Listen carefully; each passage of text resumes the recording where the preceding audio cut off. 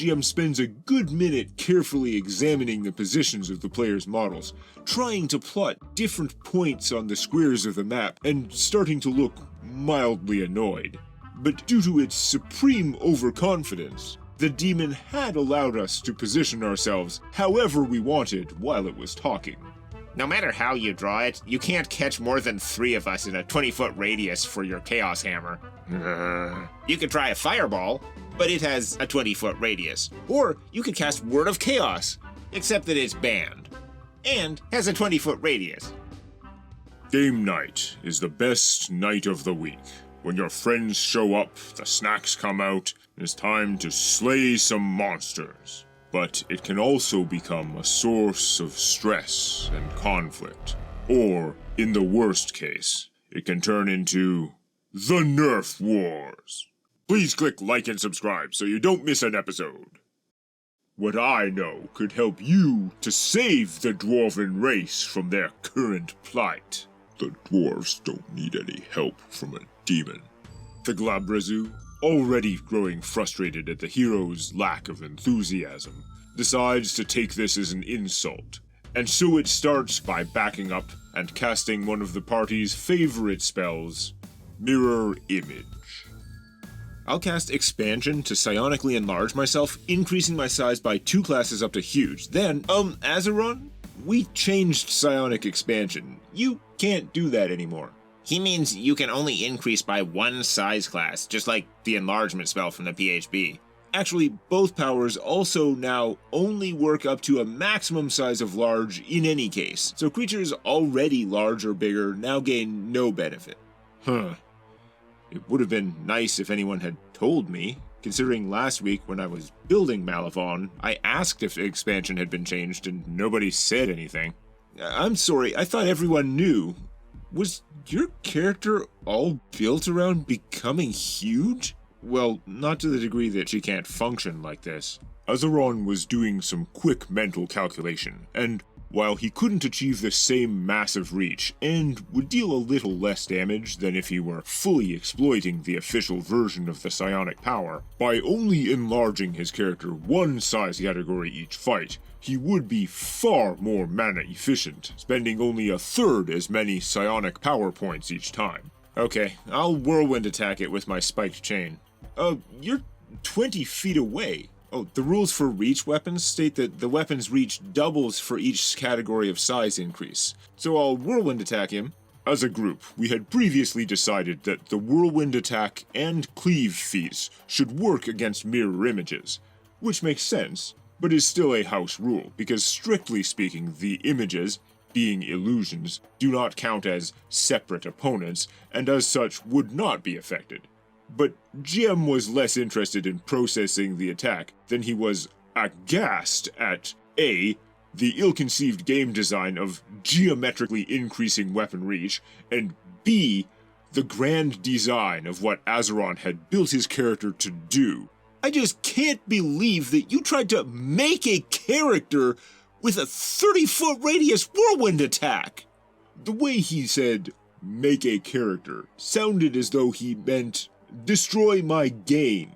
It just lets me make 1 attack per enemy in place of a normal 2-strike full attack action. How often do we even fight more than 2 or 3 enemies? That's not the point! And with the strength bonus from huge size?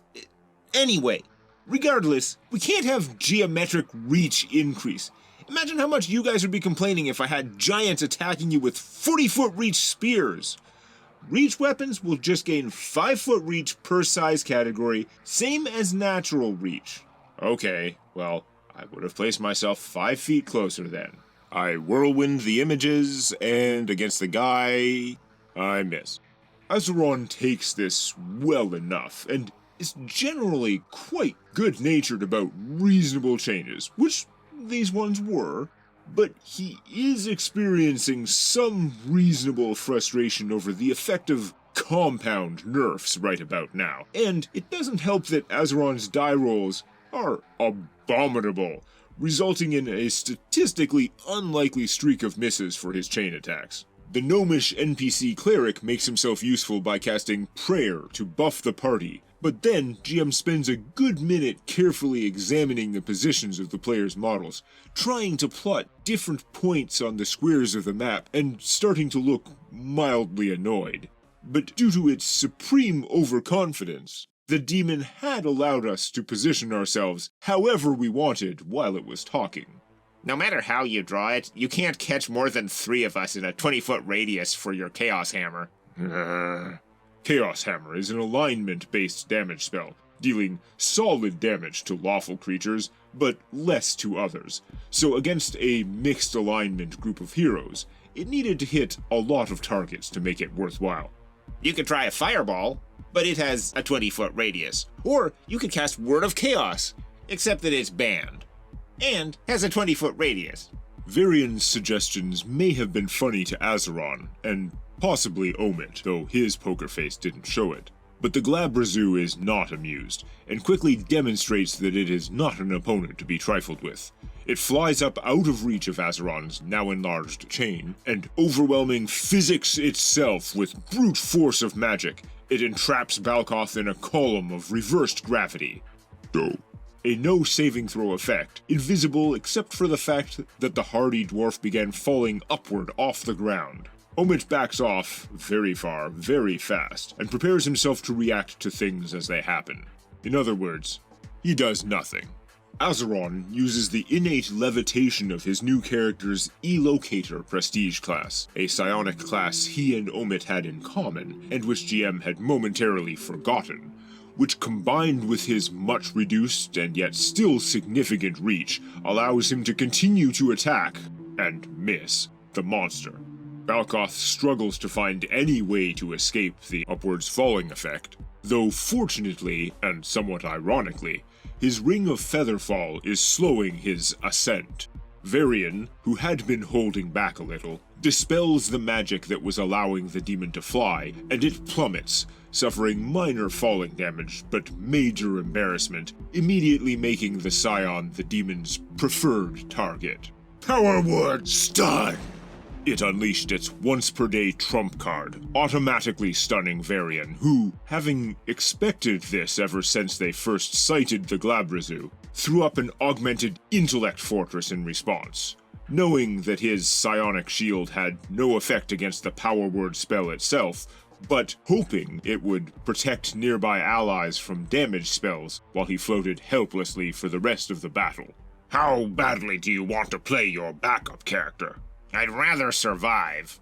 Okay, just trying to decide how much it is worth in items to keep you alive, 'cause this is going to get expensive. You saw it coming, eh? Well, after casting, it will move around here. The huge demon moves as close as it can to Varian without getting caught in its own reverse gravity, ready to beat on the Scion next turn. I cast Wall of Force from a scroll. A Wall of Force, eh? I was gonna start whipping out walls on you guys later. Omit centers the 20-foot-high, 80-foot-wide, indestructible wall between Varian and the enemy. Azheron moves to protect Varian, hovering up to attack over top of the wall, while Lifesaver, the NPC cleric, attempted to place himself in the line of fire. Cleric will cast Shield Other on Azheron. Does Azheron's character have the 50 gold piece platinum ring? Both the caster and recipient need one. Yep. Who else has one? Nobody. Lifesaver only had enough money left for one set. We can get more later. Do you have any deflection bonus to AC, Azheron? No, actually. Bonus? Then you can actually use the +1 armor class from Shield Other. The actual purpose of the spell is that the caster, in this case the unwanted cleric, suffers half of all damage directed at the subject. The little gnome is 2 levels lower than the player characters, but he is built to be tough. You couldn't afford another 50 gold pieces? He spent all of his money. On what? Better stuff. And enough diamond dust for 2 castings of restoration, apparently. Because a different player will be controlling him every week, and I didn't want them to be tempted to do dumb things with him, like make feeble weapon attacks, I had taken care not to give the NPC any weapons, and had gone so far as to spend every penny of his starting money on gear and spell components, so that GM couldn't just force him to buy a weapon. However, in his infinite generosity, GM had given the cleric a free mace and crossbow, describing it as ridiculous for him to be unarmed, despite his demonstrable lack of physical prowess. Fortunately, though, for this week, Varian was controlling him, and he had no inclination to waste any effort attacking this powerful demon, with Lifesaver's pitiful -2 strength modifier. So, if the reversed gravity is only 10 by 10 feet, I should be able to jettison my pack to get out. Why would that get you out? I think I missed something. By tossing my heavy backpack in one direction, it should create a force that would propel me in the other direction, like astronauts. Astronauts move really slowly. Besides, your pack doesn't weigh that much. It wouldn't create that much of a force. It weighs over 200 pounds. 200 pounds? What the heck's in there? Everything. The contents of Balkoth's pack include a half-dozen backup weapons, despite his enchanted adamantine axe being nearly indestructible, a massive length of chain, for which he is planning to phase out flammable ropes, and an impressive array of tools and other situationally useful items. He is a glowing example of the adventurer's mantra: be as prepared as your maximum carrying capacity allows. So I throw it to one side, I should follow the spell on the other side. It's Newton's third law, equal and opposite reaction and stuff. The speed is based on the relative mass of the two objects. Wisely trying to avoid letting too much physics overtake magic, especially with big arguments over the calculations involved. GM rules that Balkoth cannot free himself from the 10 by 10 column of reverse gravity just by jettisoning his ludicrously heavy pack. And it is true that the spell's area is in no way a vacuum or zero-G environment, but rather an area of precisely Earth normal, 1G, acceleration due to gravity, except severed and redirected away from the planet. But GM and Balkoth work out a way that, by securing his pack to himself with a chain and hurling it out of the gravity column, it could serve as an anchor and yank Balkoth out, and thus Featherfall back down to the ground, angry and anxious to chop himself up some demon. But it will take as long to fall back down as he has spent falling upward, and in the meantime the demon is attacking Azheron, who strikes back and, still having terrible luck, misses. Varian would be stunned for another 5 rounds or so, unable to act and utterly dependent on his allies to prevent the Glabrazu from getting over Omit's wall and shredding him. Omit, shouldn't you hover up high and shoot it or something? My arrows can barely penetrate its damage reduction, and I used my last Align Weapon potion on Balkoth's axe. The demon ignores 10 damage per hit from any weapon that is not blessed with holy energy. Azheron's damage is high enough to brute force it reasonably well, if he could get a decent to-hit roll, but Omit's arrows would be lucky to inflict even a couple damage on the Glabrazu. Well, if you'd come to within 60 feet of the cleric, he has a feat from the Divine Book that lets him align all allies' weapons to good for 1 round. That sounds great. Let's do that. I don't think it would do that much. The others are a little baffled at why Omit doesn't think he can do much with the cleric's blessing. The demon has a high armor class, but Omit's to-hit bonus with his bow is monstrous, since it is based on his insanely high dexterity score. He relents and runs back, but he had started so far away that it takes his entire turn to get back. Balkoth drops his secondary weapon, a depleted luck blade, which grants a bonus to saving throws as long as it's in hand, in order to wield his dwarven battle axe two-handed and capitalize better on the Align Weapon potion Omid used on it earlier. The dwarf inflicts solid damage, but the demon has barely been touched until now, so it has a lot of hit points left. Donner Lifesaver channels divinity to good align his other allies' weapons for the round, but Azheron's abominable die rolls fail him once more, Omit, for his part, activates his Boots of Speed and fires 4 arrows into the evil extra-dimensional beast, and while his rolls aren't so hot either, he still hits twice for a more than respectable 30 damage. See, if you can do that until the cleric runs out of uses, we can... I can't. Why not? I only have 2 normal arrows left. What? How many arrows did you start with? 300 normal arrows. You used up 300 arrows? I haven't had a chance to restock since the last city. It's only been a week or so in game time, but we've had so many fights. I had 300 arrows because I thought it was enough that I wouldn't have to worry about them. We have to get to a city soon. Then I'm buying 1,000 arrows. Well, how many cold iron arrows do you have? You could use those. I mean, cold iron only costs double what steel weapons cost. No, to make cold iron ammunition, it has to be masterwork quality, which means they cost a fortune. It would actually be cheaper to fire adamantine arrows. Though, as he says this, it's clear Omit doesn't consider the use of those adamantine arrows to be an option either. They cost a mint, and are the only thing that does full damage to golems. Omit has an array of various other expensive arrows, such as silver-tipped or even magical flaming arrows and such, but such things would be wasted on this enemy, and the current situation, with the wall still keeping the demon away from defenseless Varian, didn't seem that desperate yet, at least to Omit. The demon, facing the potential to be beat on by 3 to 4 enemies with good aligned weapons, chose to recast Mirror Image for extra defense. I'll 5-foot step over there and whirlwind attack him, knocking off all the images automatically. Oh right, you hate the spell so much that you built your new character with a Decipher counter to it. It's worth it. It's also a Decipher counter to your Horn of Valhalla plan.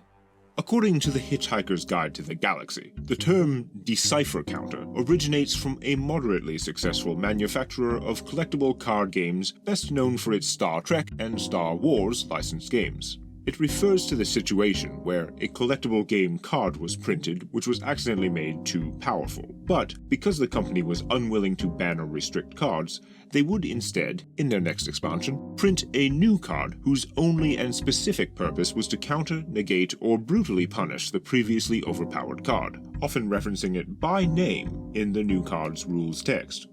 See the full Hitchhiker's Guide entry for more information. The Glabrazu gives up on Mirror Image, since it is clearly useless against Azheron's chain-wielding character. The demon attacks Balkoth ferociously, and the fact that it inflicts reasonable damage despite Balkoth's impressive armor class is a testament to the deadliness of its attack routine. You insignificant insects! You have no hope! There is always hope! I cast Good Hope from my scroll. That gives +2 to die rolls and stuff, but does it give +2 AC? +2 to all attack rolls, weapon damage rolls, saving throws, skill checks, everything that you roll, but not armor class. Good stuff. I'll hold my action until after the cleric blesses the weapons. Varian, controlling the NPC, feels compelled to do so again, since Azheron held his action. But it appeared he would have preferred not to, based on the way the dice rolls have been going. Cleric can't keep this up all day. He does have a limited number of uses. I miss again due to a catastrophic failure of the law of averages. This would work better if I could roll above a 7 on a d20. Balkoth paid back the demon with his axe, and the Glabrazu, possibly put off by Omit's corny counter-speech, cast an Area Dispel, removing the Good Hope effect. The cleric will ready his action in case anyone needs healing later in the round. Doesn't his weapon blessing thing affect himself? Yeah, it works on all allies' weapons within 60 feet, and lasts until the end of his next turn, so it is technically still running on him. Then why not attack? Because he sucks at attacking. He's a cleric. Wouldn't it be better than wasting his action? He is small size, with a strength of 6. Being small gives him a bonus to hit, so it evens out. The demon has an AC of like 30. This guy can't even hit. Level 9 cleric, that's a +6 base attack, -2 from strength, non-magic, not even masterwork mace, no combat feats, with a prayer spell. No, it isn't even possible for him to hit that armor class. Exactly. Wait, A small-sized heavy mace? It's 1d6 minus 2 damage. Actually, when his bless isn't running, he can't even do enough damage to penetrate his DR without scoring a critical. No! Even with double damage from a critical, he couldn't penetrate his DR. And you wonder why I didn't give the NPC a weapon. Azheron finally hits twice, dealing decent damage even after minus 10 from damage reduction, as well as causing some to suspect that, due to Murphy's Law, Azheron's attacks were much more likely to hit if his weaponry remained unblessed. But he and Balkoth fought back and forth with the demon for a couple rounds until... Varian, you are de-stunned this round. Finally! Okay. As my move action, I fly up 40 feet. Then I'll expend the psionic focus stored in my psi crystal to cast a quickened power. This guy's only huge, right? The Glabrazoo is huge-sized. Okay, good, because I'm not high enough level to entangle a gargantuan creature and still quicken the power. Yes, I'll hit him with Entangling Ectoplasm. Roll for his spell resistance. Good, I beat it. Okay, then for my regular non-quickened action, I'll shoot him with full power energy ray, fire, and I'll expend my last psionic focus on my spell penetration feat, giving me +8, so I more or less automatically beat his spell resistance. Take 49 fire damage, no save. That was about 1/3 of the monster's hit points, and suddenly all the damage dealt by Balkoth and Azheron, plus that one round of Omit's firepower, had the enemy desperately drinking healing potions. They finished it off before it could use its invisibility potion to escape, although Varian pointed out that the cleric could have cast Invisibility Purge to help us hunt him anyway. And you still managed to survive! I thought I had you! I have good allies. See, Omit, it wasn't that expensive after all. I thought I would have to use more Wall of Force scrolls. I had expected it to just climb over the wall. Can't believe you tried to make the incredible growing character. Trying to turn huge? You just can't stand to see the characters deal any relevant melee damage at all. GM, still muttering to himself, doesn't seem to have heard Azheron say that. Never liked that at all. So, what was he carrying? I'll check his sack for my boots of flying.